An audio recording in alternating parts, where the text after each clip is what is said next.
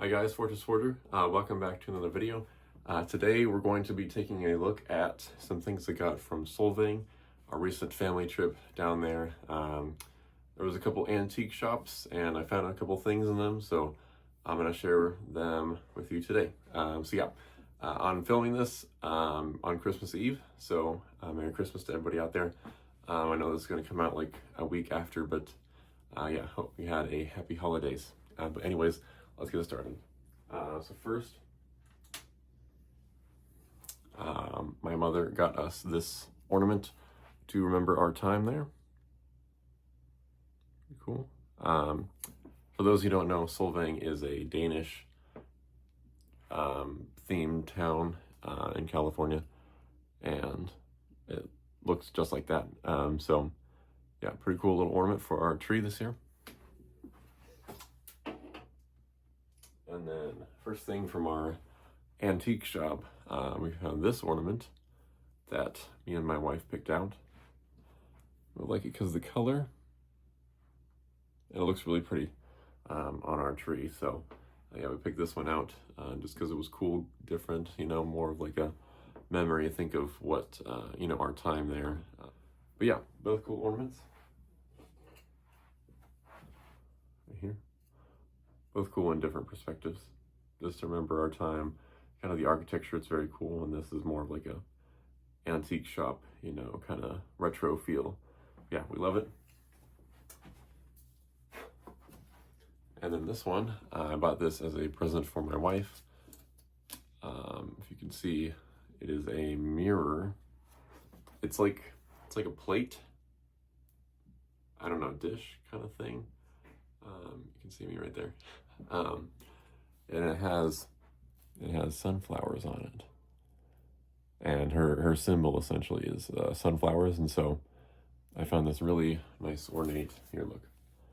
It's like got a velvet pad on the bottom. It's very nice, but nice gilding right here. It's a lot of nice work.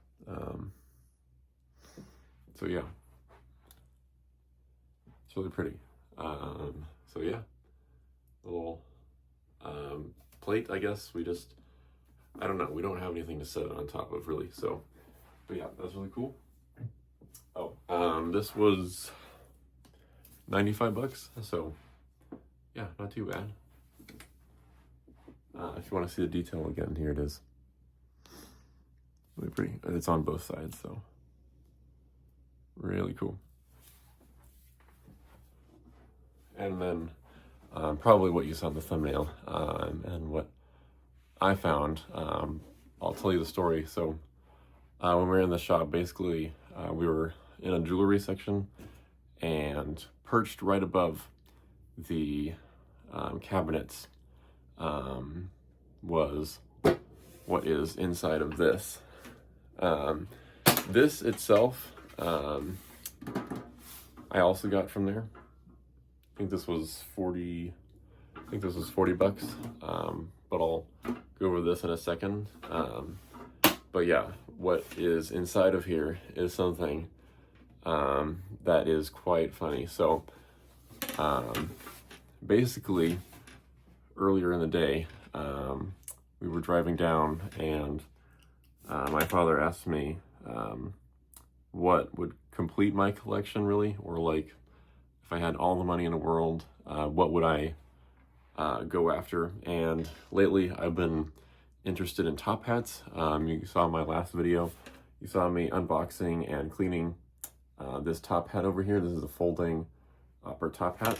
I've just been really fascinated by them lately. And as the more research and stuff I've done, I've come across these silk plush top hats, which basically haven't been made for like 100 years. And so they're pretty valuable, especially the larger sizes. I'm talking like 60 inches and up are extremely rare, and go into like the tens of thousands of dollars for like good condition ones. My head tends to fit around the mid-range. I'm at 58, so it was extremely hard for me to find this one. Took me 3 tries to get it right, but I did, and I'm very happy about it. But yeah, so this thing in this box, thinking back to earlier, when my dad asked me what I would get if I had all the money in the world, I said a silk plush top hat. And lo and behold, what did I find that day? But what is in this box? So let me crack it open to show you. Here we go. It's very nice. Nice red lining right here. What did I find in this box? Well, let me show you. Is a silk plush top hat. So, let me shut this down real quick.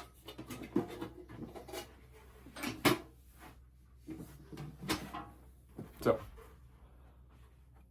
going back to the shop, this was perched high above on a cabinet, like so, with other jewelry and stuff, you know, and I was looking at the jewelry, and I just look up, and I see a top hat. And the closer I get to it, the more I realize it's a silk plush top hat, just like the one I was talking about earlier that day. And so, naturally, I pick it up, and I just kind of look at the thing for a second, and it just looks amazing. And first thing I realize, it's super light. If you buy antique hats, you'll realize that they were made a lot better than they are today. This weighs, let's see, this is like a modern felt recreation, essentially. And this weighs at least like less than half, easily.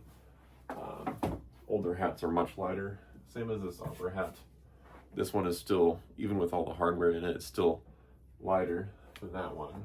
So, yeah, this is a silk plush top hat. These stopped being made around 100 years ago, so I was very happy to find one. And as soon as I took it off the shelf, after I looked at it, I said, oh, there's no way that would fit me. And then, you know, I was like debating whether or not to buy it then, and then I just thought, oh, what the heck, might as well. And so I did this.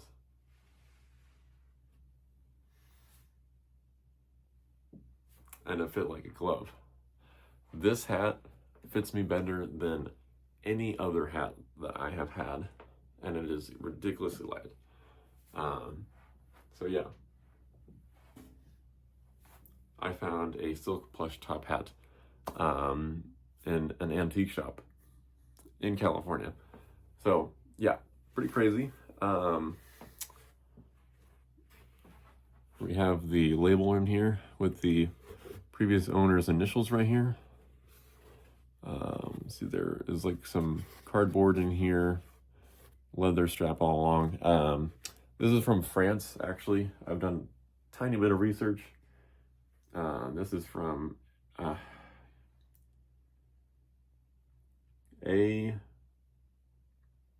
Boucant. I'm probably butchering that. But with my little research, I have discovered that this is from a French retailer. It's actually one of the first department stores in France, and this is where that hat is from. So this was from one of the first department stores ever. So yeah, pretty cool. It is in pretty good shape.